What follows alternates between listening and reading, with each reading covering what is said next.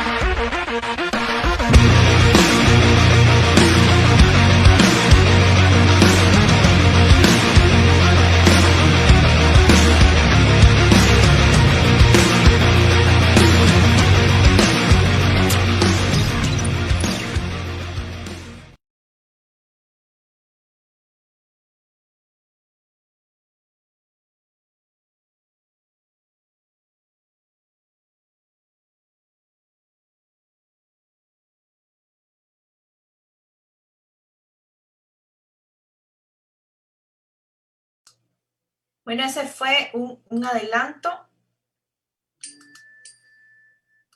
de otra sorpresa que tenemos. Ese fue un adelanto de otra sorpresa, ya luego le vamos a contar. Vamos a presentar ahora justamente el video que tiene que ver con esta expresión artística, ¿no? Vamos a un segundo, que así como que en vivo no hay nada igual, así que denos un segundo para que nuestro productor nos ponga el siguiente video.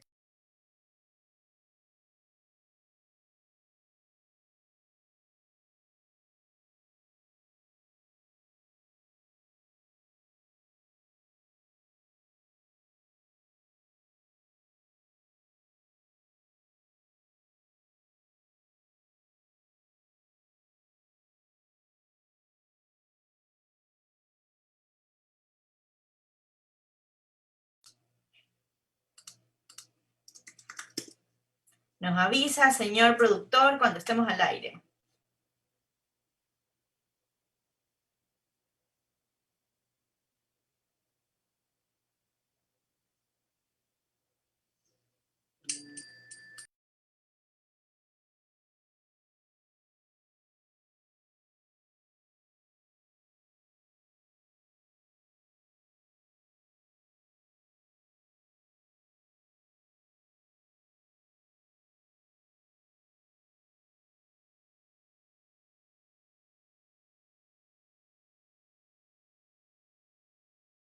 Bueno, vamos avanzando mientras tanto porque algo pasó pues con esta pequeña sorpresa, pero no importa, ya mismo las presentamos nuevamente. Entonces, Cristian, pues creo que vamos a ir, pasemos a la siguiente parte, un poco a que nos cuentes justamente la actividad que se desarrolló durante estas 2 últimas semanas, enfocados precisamente en llegar a este día en la Semana de la Mujer, Me Amo, Nos Cuidamos. Bien, ok, ya habrá oportunidad de ver el video. Por favor, chicos, no dejen de estar pendientes. Te comento un poquito, ¿no? El hecho de poderle rendir un homenaje a Frida Kahlo, siendo una de las principales artistas mujeres a nivel de Latinoamérica, en poderse expresar a través del surrealismo, un movimiento artístico que nace en Europa, y siendo ella una mujer mexicana en un país, en una ciudad muy machista, ella comienza a experimentar todo compendio de técnica y de expresión misma, porque fue una mujer muy valiente que tuvo mucho sufrimiento, y en base a eso los estudiantes, tanto de dibujo artístico como los del Club Expresarte, se vieron en la gran aventura de poder representarla a través del pincel, del lápiz de color, de diferentes técnicas aplicadas en soportes como el lienzo, la cartulina, la hoja A4 blanca. Entonces, a través de esta necesidad de poderse un poco reflejar por medio de la investigación, por medio de la información que encontraron los estudiantes para poder generar toda esta composición cromática y expresiva de Frida Kahlo, tuvimos muchísimos trabajos increíbles, Vanessa, de los cuales tanto los docentes de dibujo artístico, la Miss Grace, el Mr. Freddy, la Miss Viviana, y yo, por supuesto, dentro de todo grupo de docentes de dibujo artístico, pues nos vimos en la necesidad de comenzar a seleccionar los que realmente iban acorde a la necesidad de esta expresión, ¿no? Que era el hecho de mostrar un dibujo bien estructurado, una pincelada bien hecha, un trazo bien marcado, de que maneje sobre todo también el mismo mensaje del cual se solicitó que tenga la composición. Entonces, todo esto de aquí, pues, conlleva a tener que estudiar el proceso de selección de cada una de estas propuestas. Te voy a pedir, Vanesita, de pronto que me ayudes con las diapositivas para un poco irles mostrando a nuestra comunidad lo que se llegó a seleccionar, a preseleccionar, porque realmente a partir de ahora es cuando la comunidad nos va a ayudar a seleccionar los mejores, de hecho, ¿no? Entonces aquí tenemos nuestra primera propuesta, siempre cada una de ellas agarrándose de la mano de la frase, échame tierra y verás cómo florezco. Una frase que ha podido trascender a través de la historia y del arte, dicho por Frida Kahlo. ¿Me ayudas, por favor, con la siguiente? Vemos un poco en cada una de ellas la destreza del lápiz de color, la luz, la sombra, el cromatismo, el volumen en cada uno de ellos, y la manera como los estudiantes han podido representarlo o reproducir propuestas como estas. ¿Me ayudas, por favor, con la que sigue?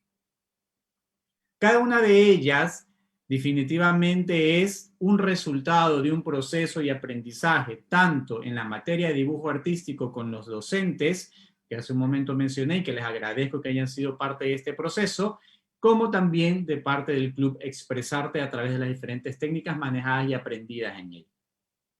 Por favor, Vanesita. Vemos entonces lo delicado que han sido los trazos, la perfección en la estructura de los rostros, la manera como tratan de representar cada una de las características de Frida Kahlo, agarrada de la frase, échame tierra y verás cómo florezco. Vemos entonces cada una de estas propuestas que han sido preseleccionadas para que luego pues nuestra comunidad nos ayude a seleccionar las mejores, que de hecho de eso viene también agarrada la sorpresa de la que hablaba Vanesita hace un momento. Por favor, Vanesita, la que sigue.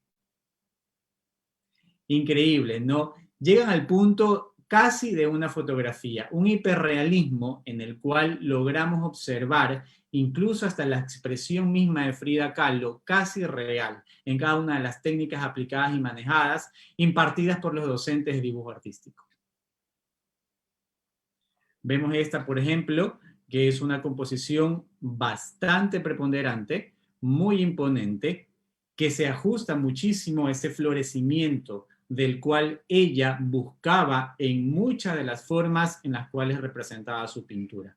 Tengamos en cuenta que Frida Kahlo, como bien lo dijo Vanesita al inicio, fue una mujer de mucho sufrimiento que tuvo un accidente y a raíz de eso, pues, ella agarró muchísima más fuerza en cuanto a la producción pictórica. Representando siempre, ¿no?, esa dureza también de Frida Kahlo en su rostro.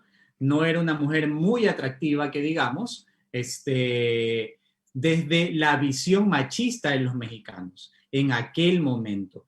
Pero, sin embargo, siempre fue una mujer que manejaba su belleza exótica, un atractivo inigualable. Insisto, Frida Kahlo fue una mujer que definitivamente logró llevar con amor y con honor el nombre de una mujer latinoamericana al ámbito de la pintura.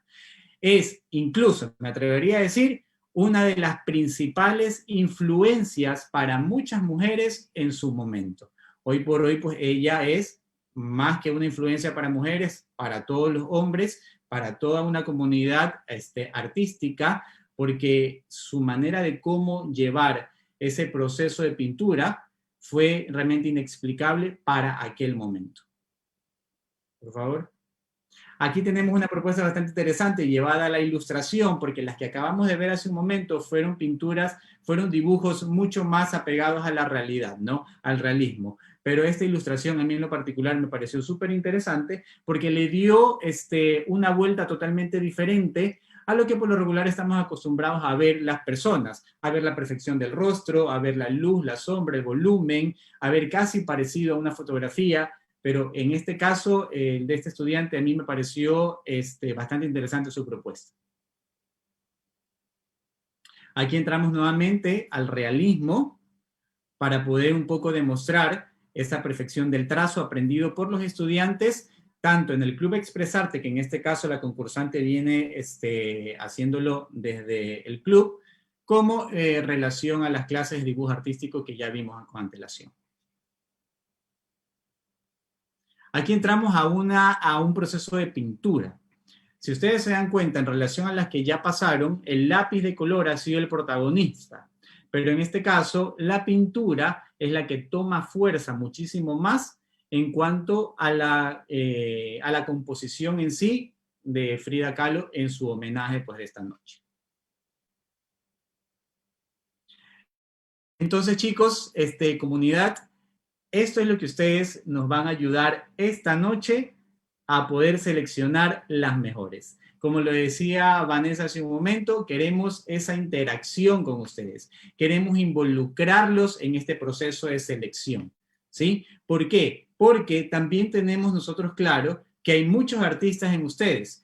Ustedes también tienen criterio porque lo han aprendido, porque lo conocen. Tal vez no dentro del instituto para los que no están dentro de la carrera de diseño gráfico, pero lo tienen de manera innata. Entonces queremos que esta noche nos ayuden a seleccionar los mejores. Así es. Bueno, muchísimas gracias, Cristian, y pues les vamos a dar rápidamente las instrucciones de cómo votar. Esto va a ser una votación en línea. En este momento, nuestros productores de redes sociales están listos para postear ya el link. Se va a votar a través de un link, ¿no?, en vivo, ¿no? Aquí esto todo es interactivo. Entonces, como ven ustedes, todas las votaciones están en cero. Estas fueron las preseleccionadas. Y a partir del link que vamos a compartir con ustedes, ustedes pueden ir poniendo al que ustedes más les guste, pues su voto. Entonces, para que los votos sean válidos, solo se van a receptar a través del link. Es decir, si ustedes en el Facebook me ponen me gusta la opción 1, la opción 2, esos votos no van a contar porque deben quedar registrados a través del link que estamos compartiendo en este momento también en la transmisión. Y luego, cuando terminemos la charla, que nuestra invitada ya está aquí lista para darnos la charla, pues a partir de ahí vamos a enseñarles cómo quedaron las votaciones. Vamos a escoger 3, los mejores 3. Simplemente todos están hermosos, realmente las técnicas utilizadas son espectaculares, pero siempre hay que escoger, entonces vamos a escoger ahora a 3. Cristian, algo final ya para poderle dar paso a nuestra invitada que ya está lista aquí con nosotros. Pues lo único que le digo a la comunidad es que por favor para realizar las votaciones háganlo siempre basándose en que la imagen pueda realmente representar la frase, ¿no? Échame tierra y verás cómo florezco. Cada una de las expresiones, cada una de las pinceladas, de los trazos realizados por los estudiantes ha sido con un conocimiento realmente exhaustivo y extenso en cuanto al conocimiento de las técnicas manejadas en las clases. Entonces, valoren no solamente el esfuerzo, sino también que se ajuste a la composición con la frase. De eso es lo que les puedo aconsejar para que puedan seleccionar las que ustedes consideren pues, que pudieran ser las ganadoras. Y antes de irme, perdón, Basita, que me siga extendiendo, una última acotación en relación a la gestión cultural del ISTG, un poco para darles la noticia que vamos a estar anunciando audiciones para entrar en nuevas facetas de diferentes disciplinas artísticas. Estén por favor atentos porque vamos a tener la oportunidad como comunidad de ser partícipes de grupos musicales, grupos de baile, grupos de teatro. Entonces pronto les voy a dar muchísimas más noticias al respecto de eso y poderlas ampliar para que se puedan inscribir en la disciplina que deseen. Gracias, Vanesita, un gusto y espero que tengan una votación. Damos las votaciones, así es, justo te quería decir que tenemos, este es el formato, así cuando ustedes ingresen al link, esto es lo que va a aparecer, ustedes simplemente le dan clic a la que más les gusta, si quieren ampliar la imagen para verla mejor, así también lo pueden hacer, ponen aquí y listo, su votación ya está en línea, así que ya mismo revisamos cómo avanza. Muchísimas gracias, Cristian, por tu intervención y gracias a todos quienes participaron también, porque el trabajo ha sido bastante fuerte. Así es, un gusto. Gracias. Bueno, y continuamos entonces mientras seguimos receptando los votos por las mejores pinturas, queremos darle la bienvenida a nuestra invitada especial de esta noche. Ella es la doctora Mónica Vanega Cedillo, es política, abogada y catedrática, directora de la Fundación Haciendo Ecuador y del Observatorio Nacional de la Participación Política de la Mujer, la primera vicepresidenta del Consejo de Participación Ciudadana y Control Social desde el 2019 hasta el 2015, también fue directora del Instituto de la Democracia, también ha sido delegada de Ecuador para el mecanismo de seguimiento y la implementación de la Convención Interamericana contra la Corrupción de la OEA en Washington, constitucionalista, experta en derecho electoral y en comunicación política. Precisamente hoy está con nosotros, ya aquí presente, para hablarnos sobre un tema que está muy vigente y que creo que todos tenemos que conocer: la violencia en redes sociales. Mónica, muchísimas gracias por este tiempo y bienvenida.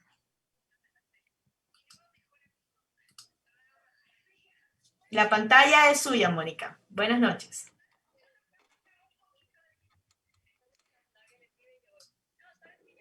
Buenas noches, muchísimas gracias por la invitación, estimada Vanessa.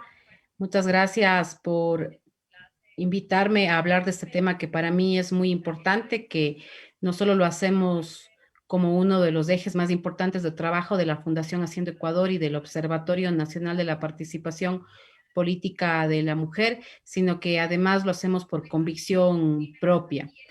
Gracias por invitarnos y como estamos justamente saliendo de una primera vuelta de campaña electoral y entrando ya en la campaña electoral para una segunda vuelta el 11 de abril, seguramente el tema de la violencia política de género en contra de nuestras lideresas regresará, a pesar de que no hayan candidatas mujeres en este balotaje, pero seguramente aquellas que ya han sido electas para asambleístas, aquellas que fungen de ministras, de vicepresidenta, de periodistas, de prefectas, de alcaldesas, seguirán sufriendo violencia política lamentablemente, y nosotros pues queremos visibilizarla con la intención de que se erradique y que las mujeres puedan hacer política en equidad de condiciones.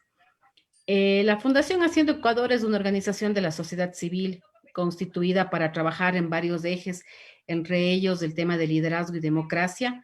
Y también es importante decir que nuestro eje transversal importante es la participación política de las mujeres y la participación política de los jóvenes.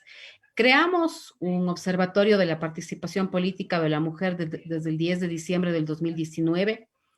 Les vamos a invitar a seguirnos en nuestras redes. Estefanía Pesantes me está ayudando justo con la presentación. Esas son nuestras redes. Les invitamos a seguirnos. Ahí encontrarán información importante de nuestro trabajo que incluso puede ser tomada y considerada por los periodistas, por los académicos, por los políticos. Son datos que tienen un trabajo metodológico y que reflejan lo que es la violencia política. Están las redes de la Fundación. Tenemos un observatorio de participación política de la mujer, otro de participación política de jóvenes y uno electoral y de la democracia. Estamos siempre pendientes de los temas que nos pueden ayudar a aportar para tener elecciones transparentes y una democracia más fortalecida. Sigamos. La violencia en las redes sociales se da, y vamos a la siguiente diapositiva, porque creemos realmente que a las mujeres nos cuesta más y nos es más difícil hacer política. Esto es algo que lo han repetido en incontables ocasiones las mismas mujeres que han hecho política, que han incursionado, han estado poco tiempo o más tiempo, pero siempre su conclusión, entre otros aprendizajes, es que a las mujeres nos cuesta mucho más hacer política. Vamos a pasar a la siguiente diapositiva. La siguiente, por favor. Y vamos a empezar con este dato que es importante. Nosotros contamos con una ley conocida como la Ley de Cuotas desde 1997. Ya ahí varios colectivos de mujeres incidieron en la decisión de los diputados de aquel Congreso para exigir que las mujeres también formen parte de las listas electorales en alternancia y secuencialidad. Eso quiere decir que si el primero de la lista es hombre, la suplente debe ser mujer. Si la segunda de la lista es mujer, el suplente debe ser un hombre. Y claro, nosotros habíamos pedido desde esa fecha que el incremento sea de un 5%, empezando por la base del 30 hasta llegar al 50%, y creímos, de verdad, teníamos la expectativa de que eso bastaría para llegar a una democracia paritaria. En pocas palabras, tener una asamblea con 50% de mujeres y 50% de hombres. Pero no ha sido así, y lo cual nos demuestra que las leyes son fundamentales, son importantes, pero no son suficientes. En el país, lamentablemente, todavía no hay una cultura política de votar por mujeres, todavía las mujeres sufren violencia de género, todavía son estereotipadas, lo cual es difícil. Se convierte en un condicionante intimidatorio para que ellas ingresen o se mantengan en política. También hay el mito, no tan mito, de que no se vota por mujeres, y claro, eso lo vamos a ver más adelante. Si ustedes se fijan en esta línea, fuimos teniendo mayor participación, luego se disminuyó, actualmente tenemos un 39,41%, eso significa 54 mujeres de 137 que conforman la asamblea, y como saben, según los datos que hemos monitoreado en nuestro observatorio, la próxima asamblea estará conformada por 52 mujeres y 85 hombres, lo cual significa un 38%, para nada el 50% que esperábamos. Y claro, les vamos a comentar cuáles creemos que son esos factores.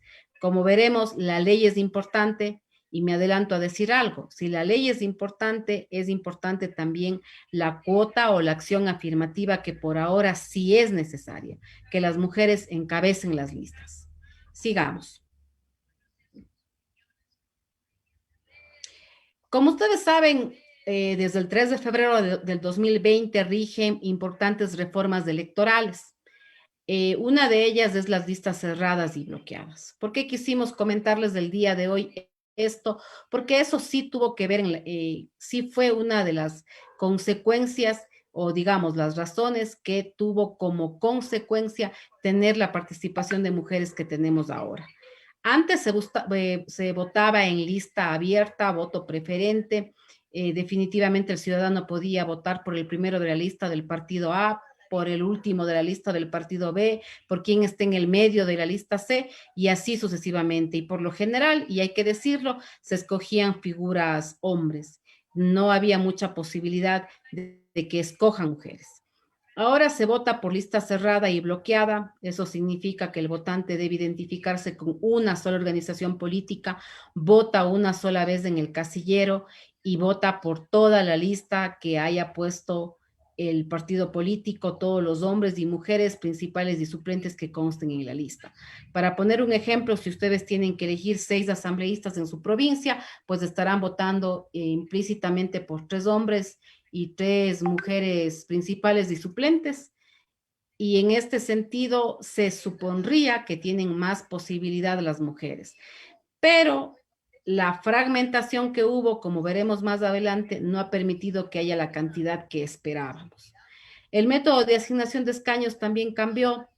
Siempre el método de ON fue un poco criticado, incluso hubo una acción de inconstitucionalidad sobre este método por creer que sobredimensionaba la participación. En algún momento hubo la queja de que una organización política, teniendo el 40% de la votación, obtuvo el 100% de los escaños. Obviamente el método de Webster significa dar mayor posibilidad a las minorías y por eso la Asamblea actual decidió eliminar el de ON y dejar únicamente el de Webster. Y en ese sentido, pues como ustedes saben, tuvimos los resultados que se dieron. Más fragmentación, más minorías representadas, pero así también más fragmentación en la próxima asamblea. Ya saben que ningún partido tendrá mayoría absoluta.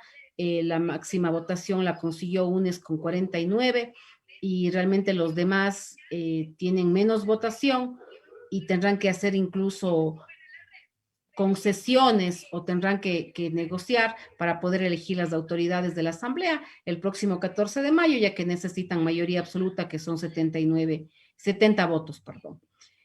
La participación de los jóvenes, esta también fue una acción afirmativa, no con tan buenos resultados, porque solo se habla de un 25% de jóvenes, entendido entre 18 y 29 años, pero no se dice en qué parte de la lista deben estar. Y claro, lamentablemente las organizaciones políticas les pusieron en la mitad o al final, lo cual les da pocas posibilidades de ser electos. Bancarización de los gastos de campaña, esto es importante, veremos los resultados a futuro, cómo han rendido cuentas de sus gastos de campaña a las organizaciones políticas. Y la democracia interna que no se cumple, realmente todavía no tenemos partidos políticos que sean democráticos al interior, eso también es un factor que determina que no haya muchas mujeres en política, porque definitivamente no están en las directivas o están en las directivas por cumplir el requisito que exige el Consejo Electoral, pero no son realmente tomadoras de decisiones y los partidos políticos obviamente no son para nada equitativos. Sigamos. Estas son las reformas que consideramos importantes. El encabezamiento de listas, lo conocen bien, ahora se exigía que sea el 15%, 2023 el 30%, 2025 el 50%, paridad en los binomios, no fue exigencia para el binomio presidencial ahora, lo será para el 2025. Creo que estos son importantes factores que podrían acercarnos más a la democracia paritaria 50-50, porque es importante y es básico, y lo digo así, para que las mujeres se visibilicen, para que entren a formar parte de los cuerpos colegiados, para que sean electas, necesitan encabezar las listas. Y como saben, otra de las reformas interesantes es la sanción por violencia política de género. Ya existe un artículo, el 280 del Código de la Democracia, 13 situaciones bien establecidas donde las mujeres pueden ser objeto de violencia política, ya sea en espacios virtuales o físicos, y una sanción como infracción electoral muy grave que también determina muchísimo la participación de las mujeres. Sin embargo, conocemos que apenas hay 3 denuncias en el Tribunal Contencioso Electoral, a pesar de que la norma está vigente más de un año, a pesar de que nosotros hemos evidenciado gran cantidad de violencia política, pero todavía falta empoderar a las mujeres para que se decidan a denunciar la violencia política de género. Sigamos.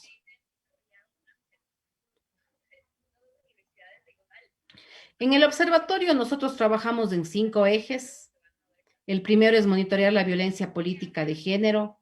El segundo se llama Cómo llegaron historias de mujeres en el poder. Es una parte muy propositiva y positiva que nos que lo que nosotros hacemos es visibilizar las historias de mujeres que pueden convertirse en inspiradoras o mentoras de otras.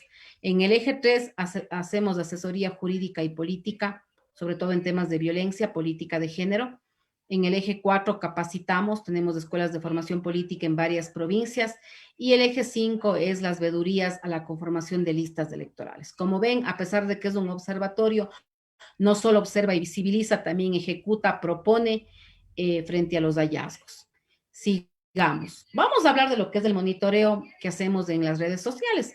Me han pedido el día de hoy que hable más sobre lo que es la violencia en redes y más en contra de las mujeres. Quiero empezar comentando esto que muchos de los periodistas y quienes hacemos comunicación política conocemos. Aquí este autor nos habla de lo que es el meme, y el meme es famosamente utilizado en política y mucho más cuando se trata de denigrar, de insultar a los políticos en general y más a las mujeres. Él decía en este libro que se escribió hace mucho tiempo que habrá dos maneras de que se pueda procesar información y trasladarla de generación en generación. La una es el genoma y la otra es la información cultural. Sigamos. Esto, por ejemplo, ¿qué nos dice este meme? Que seguramente lo hizo alguien que no está de acuerdo con que se haya conceptualizado el femicidio, con alguien que no está de acuerdo con agendas de género, que tal vez no entiende bien el concepto o lo ha trastocado, lo ha vaciado de contenido. Por ejemplo, hay una explicación grande, muy importante, de por qué si el homicidio lo hace un hombre en contra de una mujer con quien ha tenido un tipo de relación, ¿por qué se llama femicidio? Entonces, claro, aquí intentarían decir que no era necesario y en ese debate podemos entrar mucho tiempo, pero se utiliza un meme y el meme es una forma mucho más rápida, mucho más concentradora de información que permite llegar al ciudadano de una forma más coloquial, si cabe el término, y no necesitamos tanto discurso, ni tanta teoría, ni tanta regla, ni tanta constitución, ni tanto artículo. Entonces, por eso se utiliza el meme. Es una forma muy sutil de llegar al inconsciente colectivo de la ciudadanía y dejarle con alguna inquietud, con alguna información, y en este caso que se ponga en duda por qué se conceptualizó como delito el femicidio. Sigamos. Siguiendo con la cultura del meme, como decíamos, es un rasgo cultural, una conducta que se transmite de persona a persona, de generación en generación. Veamos otro ejemplo. Si eliminamos el femicidio como delito y ¡pum!, se acabó la violencia contra las mujeres. En el mismo sentido de lo que hablé hace un momento, dudando que debería existir esa figura, y lamentablemente parece que las personas que hacen esto no conocen la cantidad de femicidios que tiene el país como una de las cifras más altas en la región. Sigamos. Un buen meme expresa más que todas las imágenes juntas, y vamos a ver el siguiente ejemplo. Se acordarán, Kamala Harris, muchas personas celebramos que ella ganara por lo que significa que una mujer de sus condiciones llegue por primera vez a la vicepresidencia de los Estados Unidos. Pero claro, hay siempre quien tergiversa las cosas, ¿no? Aquí se dice que supuestamente se le eligió por ser mujer y por ser una mujer afro, y que esas son también las condiciones que uno pide por las que no se tiene que discriminar. No fue electa por esas condiciones. Lo que se está celebrando aquí es que a pesar de esas condiciones, ella fue electa. Sigamos. La creación de memes se ha profesionalizado, eso lo saben los periodistas, los comunicadores políticos. Hay equipos enteros ahora mismo haciendo memes para ridiculizar las propuestas de los dos candidatos al balotaje del 11 de abril. Y definitivamente en eso se ha convertido la política. Sigamos. Y aquí veamos un ejemplo que es un poco penoso tener que ponerlo, pero es la verdad. Veamos, por favor, el video.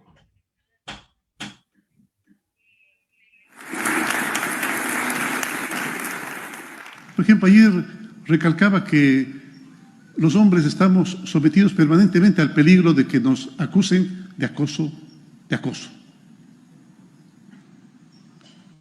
Y yo veo que las mujeres muchas veces denuncian los acosos, es verdad, y está bien que lo hagan. Pero a veces veo que se ensañan con aquellas personas feas en el acoso. Es decir, que el acoso es cuando viene de una persona fea. Pero si la persona es bien presentada de acuerdo a los cánones, suelen no pensar necesariamente en que es un acoso. Ya en el caso de mi edad, ya no sería acoso, sino caso sexual.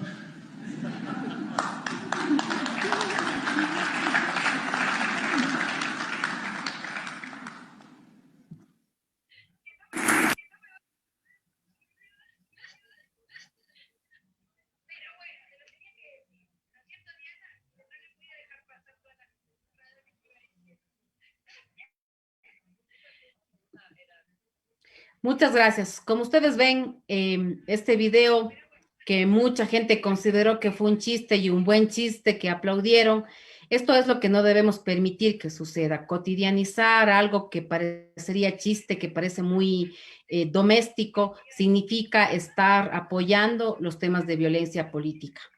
Lamentablemente esta situación incluso fue traducida al inglés y yo recuerdo que una amiga de otro país me envió, veamos la siguiente diapositiva, esta supuesta broma traducida al inglés y bueno, publicada en un periódico extranjero. Entonces, y por eso esto nos motivó a nosotros como observatorio a no solo monitorear la violencia política en los twitters o Facebook de las mujeres candidatas o lideresas que están en cargos visiblemente conocidos.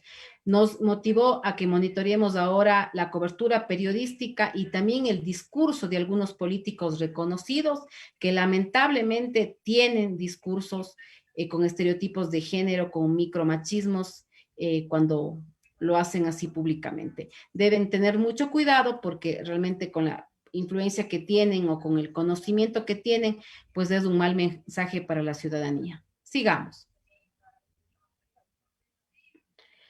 El meme nace como una burla justamente en ocasiones particulares, de errores en discurso, de incoherencias que se mandan algunos políticos y que lamentablemente su broma termina irrespetando derechos, se viraliza insultos y claro, esto degenera en una violencia, sobre todo violencia contra las mujeres. Sigamos, por favor.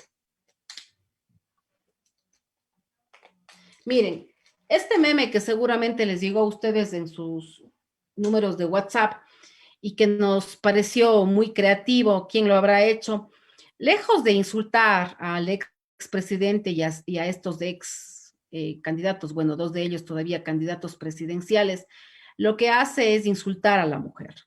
Si ustedes se fijan en las redes sociales, la loca, la tóxica, la amargada, la grilla, es la mujer y son adjetivos lamentables que se usan para degradar a las mujeres en política.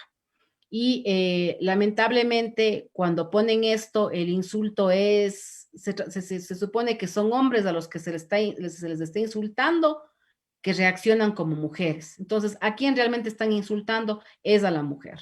Sigamos.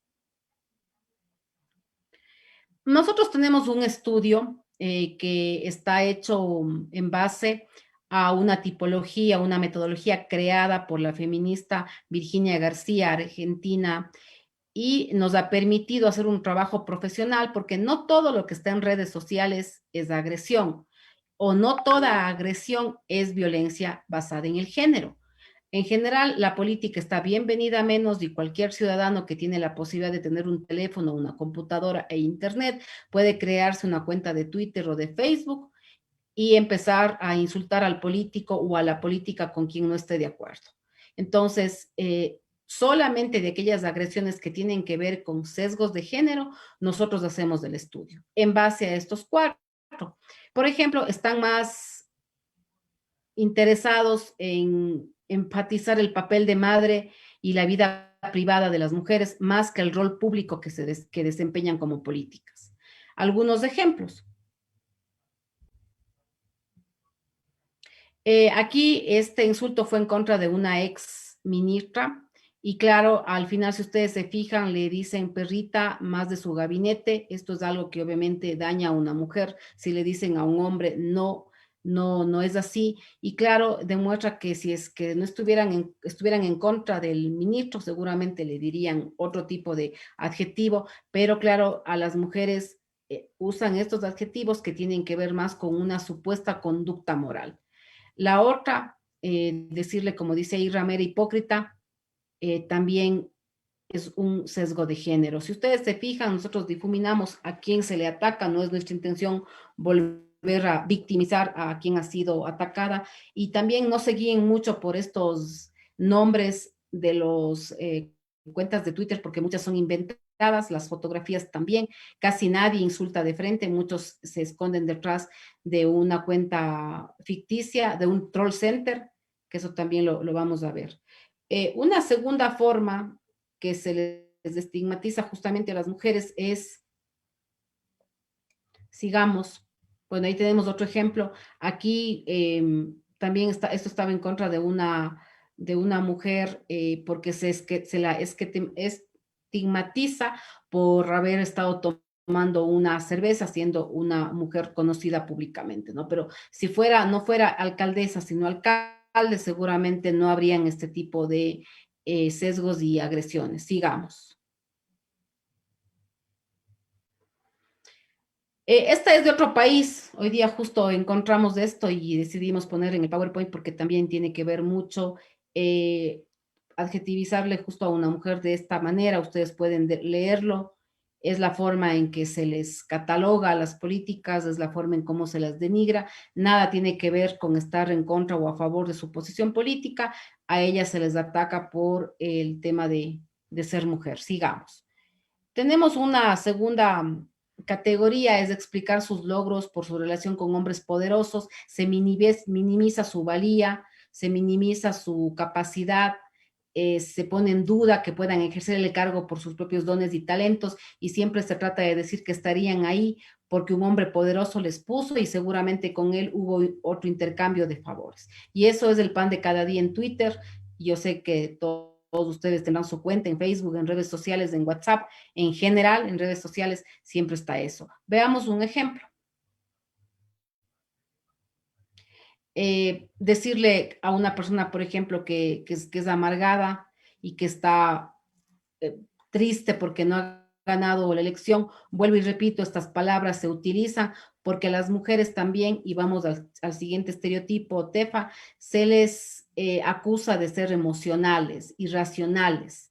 Por eso es que cuando entran en política y en algún momento ponen en evidencia que están siendo insultadas o sesgadas, el primer comentario es, ¿para qué te metes si ya sabes cómo era? Como tratando de generalizar, que se entienda que la política es un ambiente áspero, es un ambiente de maltrato psicológico, de maltrato verbal, de insultos, de difamación, y que tienen que acostumbrarse. Creo que haríamos mal en acostumbrarnos a creer que eso es la política. Y por eso se les acusa, si es que reclaman emocional, muy débil, ¿para qué te metes en un mundo de hombres? Aquí están aquellos que decían que que las mujeres se comportan así porque están en sus días y porque están locas o son histéricas, por ejemplo. Sigamos con algunos ejemplos. Las locas del Twitter, por ejemplo. Ustedes incluso han visto que cuando intentan insultar a un hombre le dicen loca. A la que realmente están insultando es a la mujer. Sigamos con el último ejemplo, el cuarto sesgo o estereotipo es el que está más pendiente de ellas en cuanto a su apariencia, a su maquillaje, a su vestimenta, más allá de la calidad legislativa o de su trabajo como alcaldesa o de su trabajo fiscalizando en la asamblea, por ejemplo. Veamos algunos ejemplos. Por ejemplo, ahí esta persona estaba defendiendo los derechos humanos mínimos que tienen los PPLs o las personas privadas de libertad por los acontecimientos de la cárcel que ustedes conocen, que fueron públicos y notorios. Y claro, su defensa de este sector le hizo que se gane este Twitter. Alguien por ahí dijo que ya le vio en Facebook, en Twitter, perdón, y que es fea. Entonces no tiene nada que ver. pero es la forma en que se busca actuar, condenar a las mujeres, ¿no? Cuando no se está de acuerdo con sus posturas políticas, en vez de argumentar por qué no está de acuerdo con su postura política, atacan su apariencia física, supuestamente. Sigamos. Vamos, sigamos, vamos a ver también aquí unos ejemplos. Miren, este es un caso que ya conocemos, es público, ha sido denunciado ante el Tribunal Contencioso Electoral, es de un ex candidato presidencial contra su candidata a la vicepresidencia. Veamos el video para que vean qué partes de este Twitter están dentro de estos sesgos de género que acabamos de explicar y por qué constituyen violencia política de género.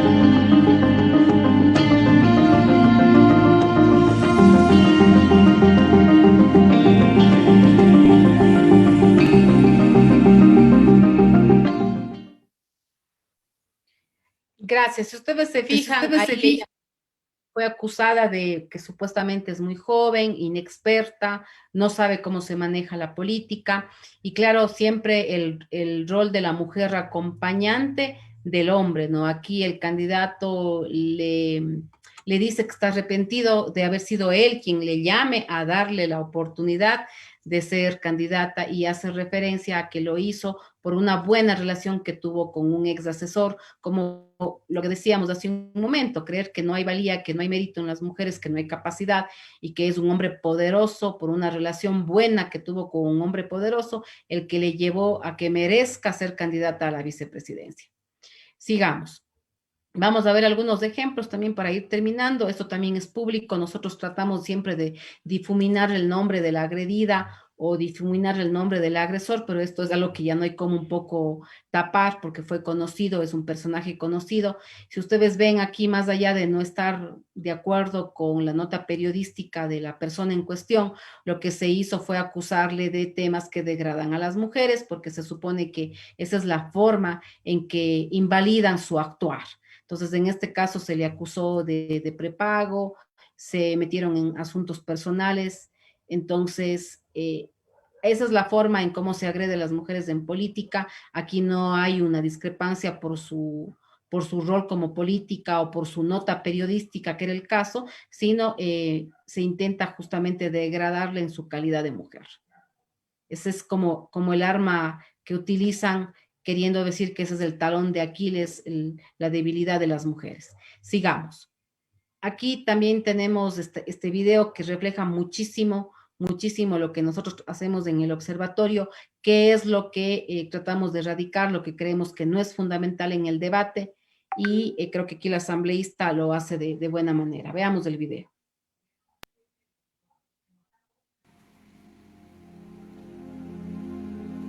Disculpa, no entiendo tu pregunta.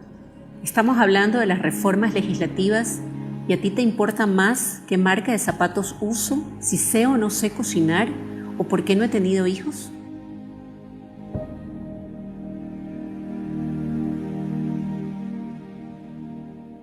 A diario miles de mujeres somos víctimas de violencia política. A nosotras se nos juzga más, se nos cuestiona más y se nos exige más. Basta de violencia política.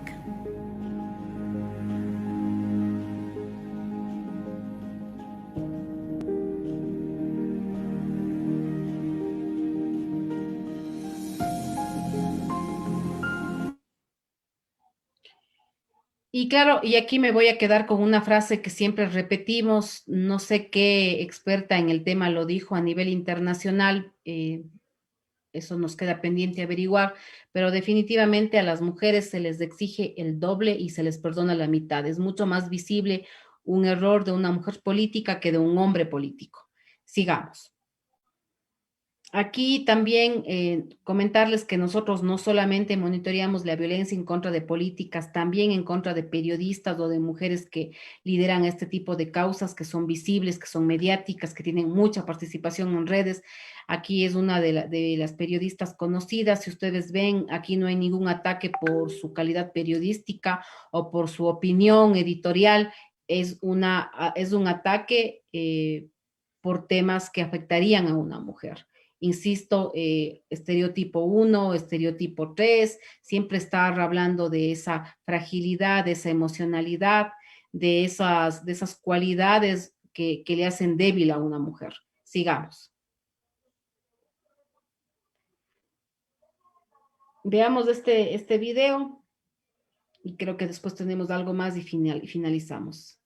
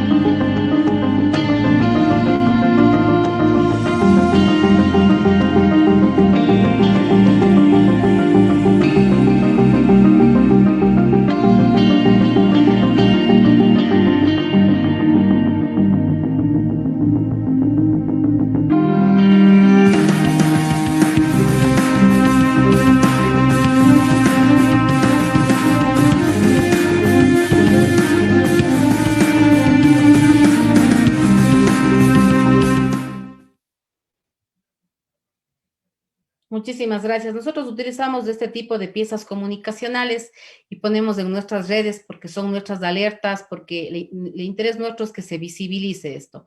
Y finalmente, para ir terminando, tenemos un último video. Antes les cuento por qué quisiera que vean este video. Miren, bueno, sí, primero el video, pasemos este video.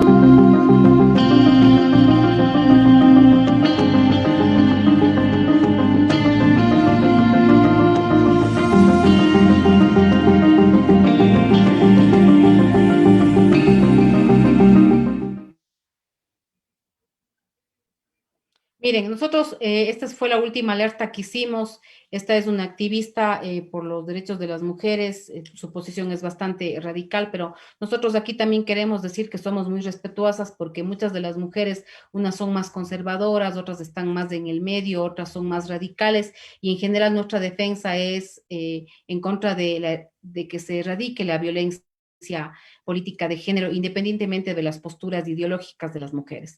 Y claro, este fue un tema, una amenaza que ella recibió con estos papeles hasta de Se Busca y diciéndole palabras degradantes por su activismo en temas de género. Sigamos.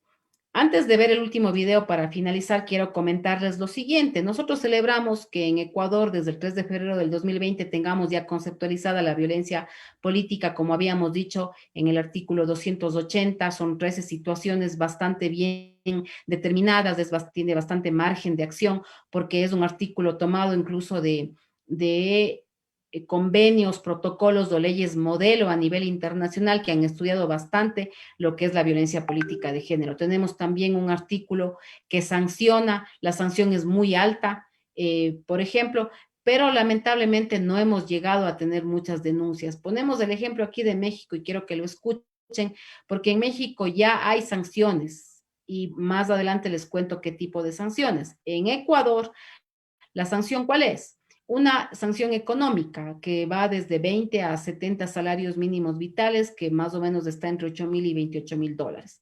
Otra de las sanciones es la pérdida de los derechos de participación política, que puede ser hasta 4 años, si la sanción o la agresión es bien grave. Y claro, también puede ser sancionado con la destitución del cargo si es servidor público, funcionario de elección popular o por designación o es candidato. Entonces, las sanciones son buenas en el sentido de que sí son fuertes para erradicar este mal, pero todavía no tenemos mujeres que realmente quieran denunciar, apenas 3, que es muy poco, para la gran cantidad que nosotros hemos encontrado. En México están un poquito más adelantados, siempre les tomamos como ejemplo en esta parte muy propositiva. Entonces, escuchemos lo que dice ella y les comento cuáles son las sanciones en México que ya se han conseguido. Asimismo, que las diputadas María Félix Pluma Flores, representante legal del Congreso local, e Irma Jordana Garay Loredo, presidenta de la Junta de Coordinación y Concertación Política del Congreso local, informaron que el 4 de octubre se llevó a cabo un acto en el patio vitral del Congreso del Estado de Tlaxcala, en el que tuvo participación el diputado federal Noroña, y que la naturaleza y motivo del acto público fueron definidos por la persona organizadora del evento, que no fue un diputado. En ese sentido, coincido con el proyecto en que no se advierten indicios de que el diputado estuviera actuando en el ejercicio de su función parlamentaria, por lo que comparto su conclusión. Sin embargo, no puedo dejar de hacer una reflexión. Hemos visto casos en los que un diputado les dice a las diputadas en el marco de un debate legislativo cosas como: hay una frase que dice que a chillidos de marrano, oídos de carnicero. Si decir la verdad como es, al chile pelón, como se dice vulgarmente, y lo habla el pueblo, lo siento, compañeras, ¿para qué se meten en esto? Desde el momento en que ustedes aceptaron una candidatura y están aquí, sabían las responsabilidades que llevan. Lo malo es sacar a las personas de la cocina y darles una curul.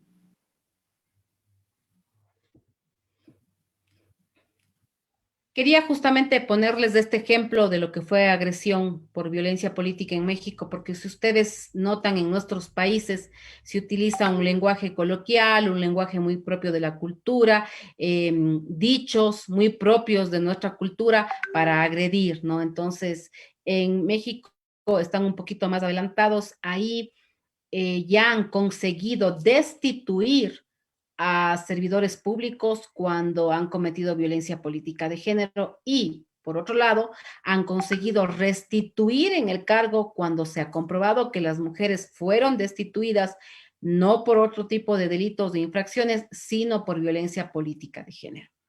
Entonces, en este sentido, esto es lo que les quería exponer el día de hoy.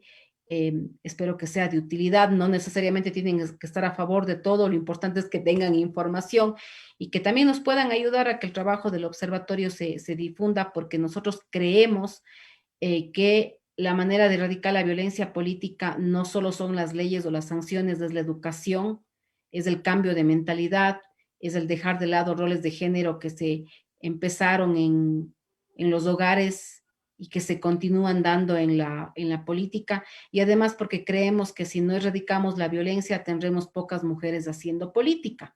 Sí es un condicionante intimidatorio, nos han dicho a través de sus testimonios voluntarios, de sus encuestas anónimas también, que sí es una razón por la que no quieren entrar en política o estando en política salen pronto, porque definitivamente a una mujer le cuesta muchísimo más hacer política por estos tipos de sesgo que tratan de intimidarla a ella o a su familia. Muchísimas gracias, hasta aquí mi exposición y si tenemos preguntas, con mucho gusto. Muchísimas gracias, Mónica. Realmente una exposición bastante interesante, sobre todo porque no siempre se habla, ¿no?, de estos temas de política o de estos temas también de la violencia que se genera hacia las mujeres políticas. Hay muchas preguntas, sí, muchos comentarios también a través de nuestro Facebook y precisamente algunos están relacionados como cómo podemos combatir esta violencia en redes sociales, ya un poco la violencia en general, ¿no? Porque vemos que cada vez hay más degradación, hay cada vez más comentarios, muchos más insultos abiertos en redes sociales. Entonces, ¿cómo podemos desde el espacio que cada uno tiene ir combatiendo esta violencia? Bueno, en general habíamos dicho, la violencia está totalmente generalizada en el ambiente político, en el ambiente público. Se profundizó cuando entramos en confinamiento por pandemia, porque empezamos a tener más acceso al Internet, más acceso a las redes. Ahora es totalmente fácil que alguien con un teléfono inteligente, con una computadora, basta que tenga Internet, puede crear una cuenta de Twitter, de Facebook, de Instagram, de TikTok y puede poner lo que quiera, a no ser que vaya en contra de las reglas que ya tienen estas redes. Aquí también por comentar algo, Vanessa, justamente por una iniciativa de senadoras y diputadas en los Estados Unidos, Facebook también empezó a cuidar un poco más las agresiones que se podían en contra de mujeres, a rechazar ciertas palabras que en general eran violencia, y lo mismo lo hace Twitter. Pero aquí vamos a decir algo, no necesariamente uno tiene que hacer un insulto explícito para decir que es violencia. Muchas veces la violencia está escondida implícitamente en lo que conocemos como micromachismos o está escondida en lo que podemos conocer como discursos que están tapados, que quieren y no quieren decir. Se usa mucho el sarcasmo, entonces, o el humor negro, pero mucho de estas herramientas degradan a la mujer. Entonces, yo creo que lo que nosotros podemos hacer primero es ser responsables con la información que damos y recibimos, ¿no? Yo creo que aquí vamos a hacer incluso un poco el uso que nos enseñan a los que estudiamos Derecho en primer año sobre los 3 filtros de Sócrates, sobre si es que tenemos que decir algo que nos conste que es verdad. Segundo, si es que va a ser útil. Y tercero, si es que no va a dañar a nadie. Entonces, yo creo que en este sentido hay que dejar de publicar solamente por tener más followers o más likes o porque simplemente quiero tener la primicia. A veces retuiteamos o posteamos algo al apuro, cuando realmente no es una fuente fidedigna y no es una información que está comprobada y contrastada. Claro, cuando se hace el periodismo en medios tradicionales como televisión, prensa escrita, radio, sí, ahí es importante contrastar la noticia, porque tenemos una constitución que exige que la noticia sea contrastada, pero en redes no, porque no están reguladas. Entonces, claro, hay más irresponsabilidad y lo que debemos hacer es no poner algo que no nos consta, ir a medios oficiales, y claro, también tener más disciplina y más conciencia de lo que estamos compartiendo. Justamente respecto a eso, un comentario muy interesante que nos postearon algunos de nuestros estudiantes, y es que las redes sociales se han convertido en un terreno fértil para la agresión contra las mujeres debido precisamente al anonimato que brindan estas plataformas. Así es, mire, nosotros muchas veces nos es difícil identificar las agresiones porque nadie lo hace con nombre y apellido y fotografía que puede identificarse. Se escudan fotografía falsa, nombre falso y lamentablemente se utilizan los bots, los troll centers, se viralizan situaciones degradantes. En general, la política está utilizando esto y son situaciones que son lamentables realmente. La violencia en Internet y sobre todo en redes sociales, también nos escriben, se caracteriza precisamente por esta agresión constante.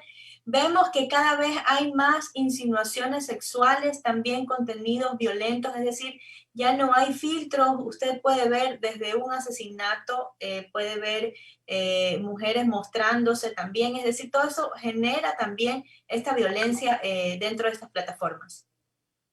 Bueno, realmente el último acontecimiento que tuvimos en las cárceles, muy poca gente con total criterio decía no compartan las fotos, piensen en sus familias, dejemos de lado el amarillismo, la crónica roja, el morbo de estar buscando fotografías o viralizando fotografías que son realmente no tengo palabras para decirlo, ¿no? Realmente fueron algo que nos impactó a todos, pero lamentablemente mucha gente lo sigue haciendo. Entonces, y yo creo que eso ya es parte de la cultura, es parte de ese morbo que lamentablemente está presente en las redes sociales y ojalá pueda irse erradicando con educación. Y justamente como estamos ante una audiencia de estudiantes, de jóvenes, que a veces, como usted dice, por la rapidez, por los likes, quizá comparten estas fotos, un mensaje precisamente para desde cada lugar en el que estamos, de pronto podemos poner un alto, ¿no? Evitar que estas fotos se viralicen, evitar que este tipo de violencia siga aumentando en estas plataformas. Bueno, realmente el mundo cambia cambiándonos a nosotros mismos, ¿no? A veces no podemos incidir en que un colectivo cambie, en que un país cambie, aunque esa sería la idea, pero creo que lo importante es nuestra propia actitud de responsabilidad. Yo creo, he visto que tal vez los jóvenes millennials, los jóvenes centennials, sí les interesa ser vistos en redes, tener seguidores, tener likes, pero yo creo que muchos lo consiguen con temas muy propositivos, muy variados. Ahora los jóvenes, más que demostrar ideologías, muestran causas y muchas de sus causas consiguen ser viralizadas. Entonces hay temas muy propositivos como para hacerse notar o hacerse tendencia por temas que más bien nos destruyen. Yo creo que eso es parte de la educación, de la conciencia. Yo confío mucho en las nuevas generaciones porque creo que son tierra fértil en donde uno puede sembrar otro tipo de valores y puede inspirarles un uso más responsable de la tecnología. Muchos de ellos ya fueron nativos digitales, nacieron con el Internet, viven en las redes, publican el 95% de su vida en las redes y claro, mientras lo hagan con respeto y en forma propositiva, evitando estos temas que realmente como sociedad nos dañaron y que fuimos noticia a nivel internacional, ¿no? Por esa masacre y esa cantidad de fotografías bastante feas que se publicaron. Y además una cosa más, Vanessa, algo que no lo dije, pero también es importante.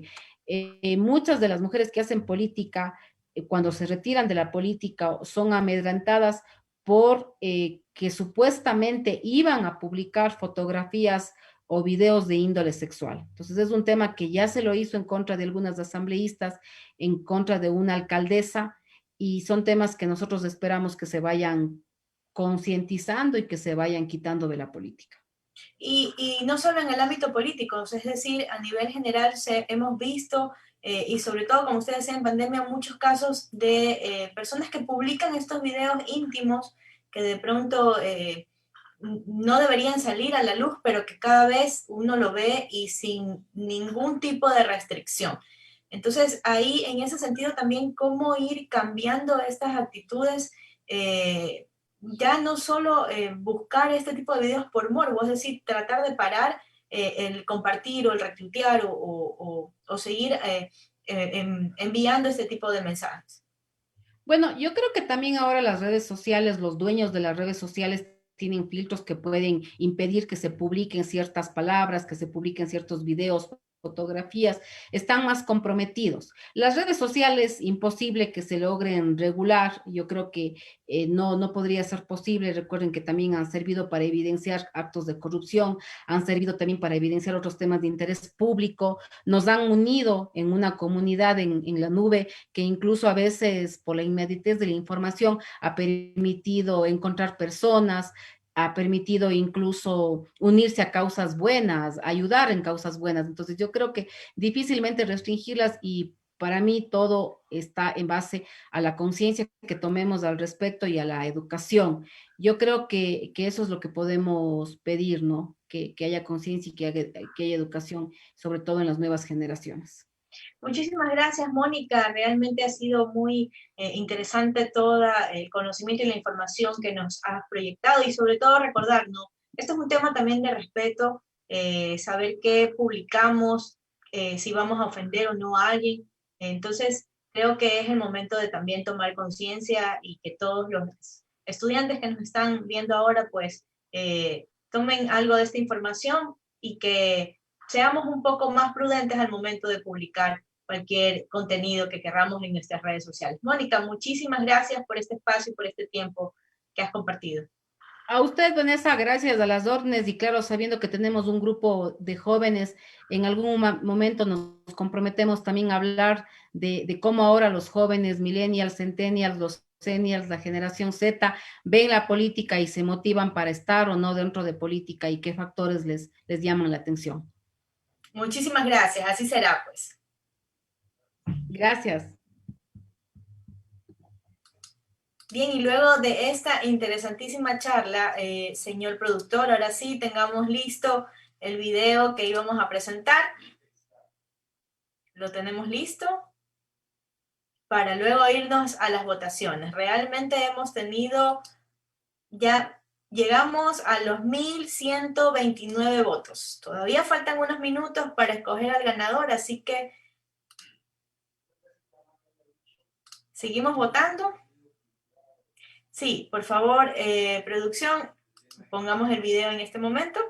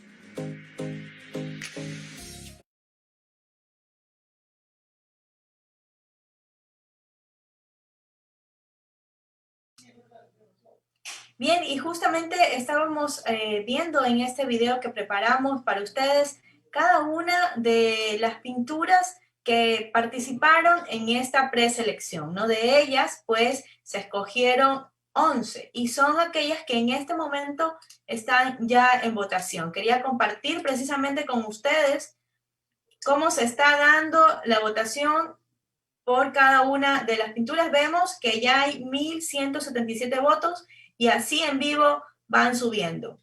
Entonces, vamos a dar solo un minuto más para las votaciones y luego de eso vamos a dar a los ganadores, aunque ya vemos las tendencias. Ok, pues entonces las votaciones se cierran en 3, en 2, en 1 y cerramos la votación.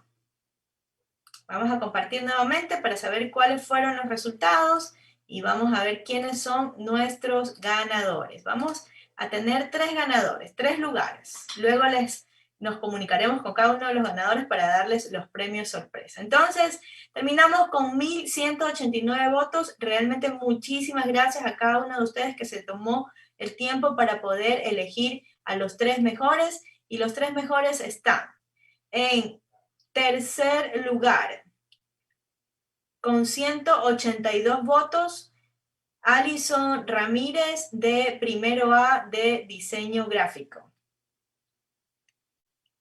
Este es el tercer lugar. El tercer lugar entonces está para Alison Ramírez. En segundo lugar está Gustavo Macías, de segundo E, de diseño gráfico. Gustavo, muchas gracias y felicitaciones. Y el primer lugar es para Dana González. Dana González obtuvo el primer lugar. Ella es de segundo I. Pues felicitaciones a todos. Realmente los trabajos estuvieron maravillosos. Deberíamos premiarlos a todos, pero siempre hay que escoger. Así que hemos escogido a los 3 primeros lugares. Muchísimas gracias también a todos por interactuar y por votar por sus preferidos. Y de esta manera, pues terminamos la jornada de hoy, no sin antes invitarlos a que mañana nos acompañen en el último día de esta Semana de la Mujer. Me amo, nos cuidamos. Vamos a tener un interesante panel donde vamos a conocer un poco más de cerca experiencias. Vamos desde la experiencia a poder conocer también casos de violencia. Así que los esperamos mañana a las 7:30 de la noche por este mismo canal. Muchísimas gracias por acompañarnos.